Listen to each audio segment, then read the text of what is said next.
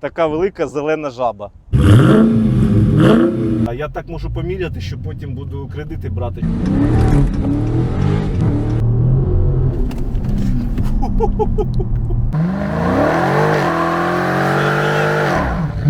Наложил чуть-чуть? Да, є кирпичик. Зберуся з думками. Щолк-щолк-щолк і ти погнав. Трошки буксую по тексту. Так, давайте, бо вже, капець. Для хайлайтів піде. Всім привіт! Сьогодні в нас на огляді справжній американський Muscle Car. Автомобіль, який втілює собі філософію потужних драгових автівок та який вже більше 50 років збуджує уяву автолюбителів у всьому світі. Зустрічайте Dodge Challenger у версії Scat Pack.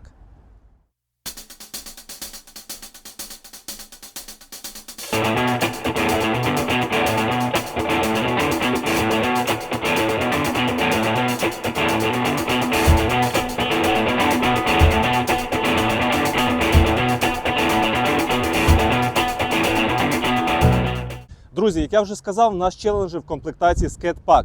Але що ж це означає? Ця версія, по суті своїй, такий собі молодший брат в порівнянні з топовими версіями Hellcat, Redeye, Demon, але яку може собі дозволити пересічний громадянин.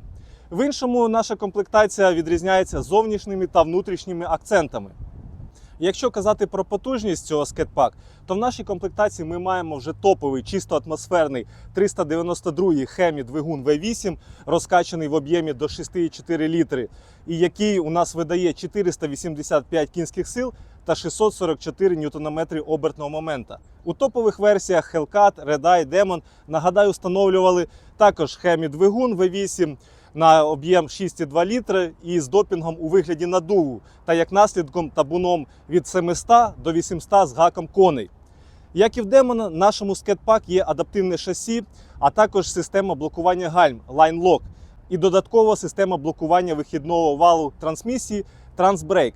Все це для можливості цього цивільного челенджера демонструвати максимальні показники під час драгрейсингу. Бернаут на цьому автомобілі також робиться не тільки легко, але й з великим задоволенням.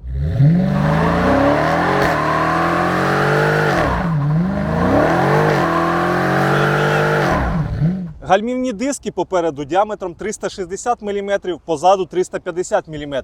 Всю цю потужність покликані зупиняти супорти від компанії Brembo на 4 поршні в коло, або на 6 поршнів попереду та 4 поршні позаду, якщо у вас є або немає комплектації Widebody, тобто покращення Widebody. Саме в Widebody у нас попереду ставляться 6 поршнів на супорта.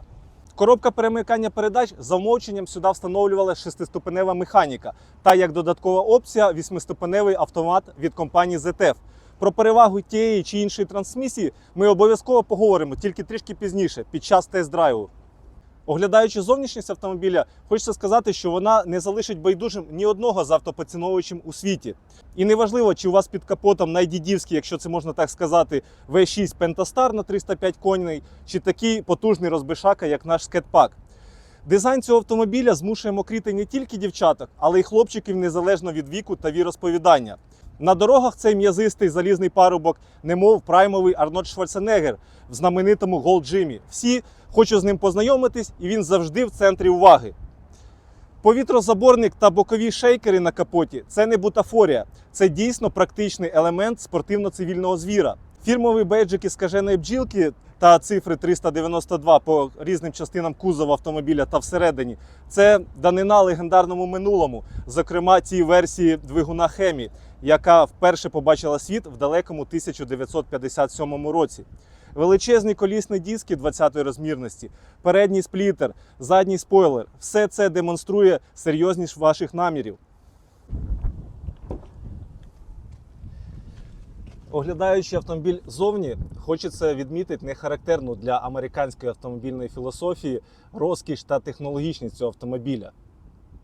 Поруч з брутальними лініями та не завжди зручними вигинами, цей автомобіль дарує дійсно щедрий набір сучасних асистентів та матеріалів. Наша комплектація дарує оздоблення сидінь з алькантари, зручні ковші, так і кажуть, присутні в салоні, що ви можете спробувати повитворяти зі мною все, що вам впаде на думку. І зараз я кажу не тільки про кермування. Торпедо зроблена з м'якого пластика та верхня її частина, так як і карти дверей, обшиті штучною шкірою. Секція мультимедії та панель керування системами автомобіля розміщена, так би мовити, в сторону водія. Інтер'єр нашої комплектації представлений з вкрапленнями комбінованими жовтого кольору, що додає свою таку родзинку. По сучасності такий челік, в залежності від вашої платоспроможності, запропонує CarPlay, топові аудіосистеми Alpine, Harman Kardon, дистанційний запуск двигуна, дистронік, підігріви, масаж, пам'ять, вентиляція сидінь. Тобто сучасний Muscle Car – це не тільки про великі, самі знаєте що, це і про комфорт та зручність для водія і його пасажира. Задній ряд сидінь у Челенджера, суто на мою думку, чисто номінальний і покликаний забезпечити перебування на ньому ваших дрібних речей. Звичайно, при необхідності сюди можна посадити Homo sapiens, але без будь-яких гарантій його комфорту. По традиції, оглядаючи багажник, хочу сказати, що виробник заявляє його об'єм як 486 літрів. Цього, по суті, достатньо для, так би мовити, автомобіля вихідного дня. І багажник тут дійсно зручний. Ваші розкладні стільця, а також кальянчик сюди помістяться. Ну а картоплю будете перевозити на пасатіку. Окремої уваги вашої заслуговує симфонія вихлопу цього скетпак, яка мимоволі змушує усмішку з'являтися на вашому обличчі. Пропоную вам послухати, як він звучить.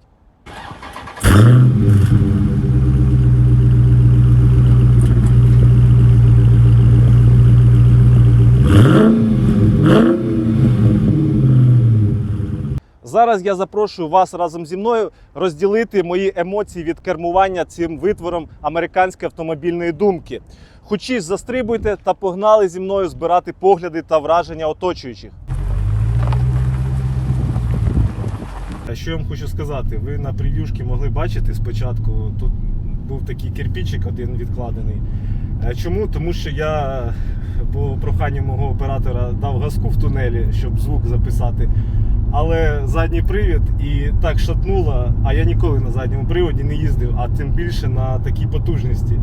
І добре, що це був широкий тунель на 3 смуги і нікого поруч не було. Коротше, це все лірика. Що я хочу відмітити по цьому доджу? Готуючись до огляду, я читав такі враження у людей, що гальма стокові тут недостатні. Чесно кажучи, гальма тут непогані. Вони в доброму стані, власник підтримує автомобіль в дуже гарному стані. І я вам хочу сказати, легесеньке натиснення на педаль, і у нас гальма прям вкопують цей автомобіль. І по-іншому не може бути, тому що тут потужності, ну просто мама не горюй. В іншому, що хочу відмітити, те, що і в всіх оглядах, і всі власники челенджерів відзначають, це габарити автомобіля. Ви їдете наче в якомусь такому БТР, танку чи щось схожому, тому що наче простору в салоні багато, я в принципі себе відчуваю вільно. Але якщо я дивлюсь назовні, там в дзеркала, в переднє скло лобове, я бачу цей масивний капотіще. Я розумію, звикаєш до цього. Але тим не менше, коли я перше сів, я думаю, йолки-палки, чи я на другому задньому ряді сиджу, чи що. Таке здоровенне, ну не знаю, такі болтяри, чесно вам скажу. Не зрозумілі мені ці габарити, і я думаю, я б довго до них звикав. Я довго звикав до Passat NMS, а він не маленький автомобільчик, а тут взагалі. В іншому, що хочеться відмітити по динаміці. Динаміка, як я вже перевірив, тут божевільна динаміка. І, чесно кажучи, якщо ви початківець, якщо ви не досить вправний водій, вам категорично ця машина небезпечна. Чому? Тому що ви можете наробити біди. Я маю великий стаж водіння, але тим не менш, я ніколи не їздив на потужних задньопривідних автомобілях, і я ніколи не розумів оці моменти, що на них небезпечно, особливо взимку їздити. І я розумію, тому що десь у вас кров заграє, якісь емоції, десь ваш тестостерончик вчасно не вийшов куди треба, і вам захочеться його виплеснути в інший спосіб, і ви просто можете наробити біди. Ну, це дуже небезпечна автівка. Вона і виглядає, вона наче вже зразу вам каже, що чувак, ну не треба зі мною жартувати, я можу тебе покарати. Я вам в початку огляду казав, що тут встановлювалася за замовченням 6-ступенева механіка, і як опція, це як на Passat, так, опція становиться. Тобто, трішки доплатив і встановлювали 8-ступеневий автомат від компанії ZF. У нас саме автоматична коробка перемикання передач. І що я хочу сказати, для сучасної, скажімо так, сучасного міста це нормально, це досить зрозуміло. Але якщо ви берете цей автомобіль, якщо ви фанат, якщо ви знаток, якщо ви знаєте, що таке американські маслкари, то все ж, особливо якщо ви хочете для драга, то все ж, то мені здається, що 6-ступенева механіка, вона буде пофановіше. І це відзначають також інші оглядачі цих автомобілів, що так, на автоматі все чолк-чолк-чолк і ти погнав. Але на механіці саме ти відчуваєш оці свої, скажімо так, переключення цих передач, і ти розумієш, що ти повністю керуєш автомобілем. І от, мені здається, для максимального, скажімо так, задоволення, для максимального фану, для максимального відчуття автомобіля, все-таки 6-ступенева механіка буде яскравіша по враженнях. Але ми живемо в реаліях мегаполіса, ми живемо в реаліях, коли нам, в принципі, треба кожен день кудись їхати, а затори у нас з'являються з 7 ранку, тому, напевно, 8-ступеневий автомат це буде все-таки перевагу. Щодо витрати палива, я так розумію, у вас дуже цікавить це питання, то витрата палива, знову ж таки, зі слів власника, по місту Київ складе у вас близько 20 літрів, хай буде це 20 літрів. Але по трасі при швидкості 140 км на годину витрата складає 11 літрів. Тут вимикається половину циліндрів, і тому, в принципі, вона може бути економна. Так, в принципі, по місту вона б також могла бути економна, але вже по місту не витягує. Об'єм все-таки, нагадаю, 6,4 літри у нас, то це не дитячий, скажімо так, розмір.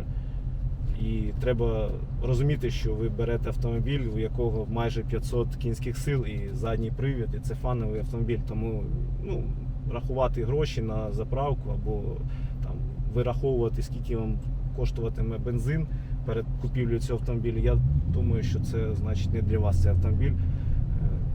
Тому що, як правило, люди, беручи цей автомобіль, знають, на що вони йдуть і готові миритися з цією витратою.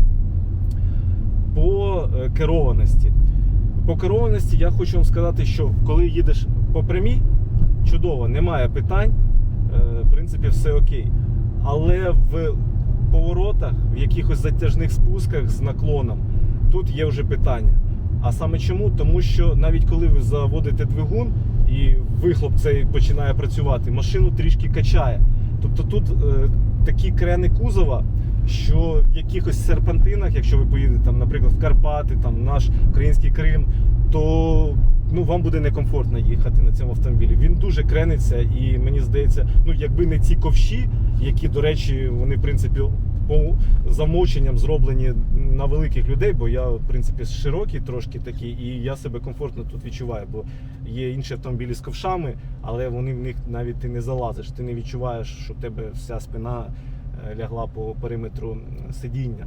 По кліренсу окремо хочу сказати, що машина виглядає низьковато на перший погляд. Але, в принципі, ми зараз їдемо на досить нерівній дорозі.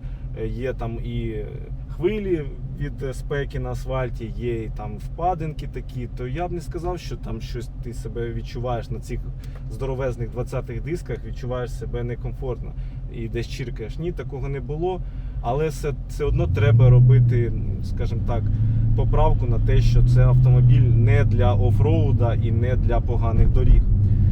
Тому що так. Ще хочеться відмітити, що коли ти на ній їдеш на цій автівці, то погляд оточуючих, це просто щось. Можна милуватися, як молоді, вродливі дівчатка йдуть, повертають голову і думають, що ж там за парубок такий цікавий їде, як би мені з ним познайомитись, бо я так хочу на цьому автомобілі проїхатись. Знаєте, що якщо у вас є така автівка, то дівчата будуть проявляти до вас серйозні знаки уваги. Знову ж таки, я вже вам казав про чудову симфонію вихлопу, звуку вихлопу на цьому автомобілі. Хочу відмітити, що в автомобілі по шумці повний порядок. От, чесно кажучи, я це відмітив. Ми зараз їдемо, навкруги нас куча автомобілів. У нас тут водичка, Дніпро з лівої сторони. Тобто день білий, людей куча транспорту, все це шумить, гримить навколо. але ти їдеш себе, відчуваєш якісь там такі капсулі тиші.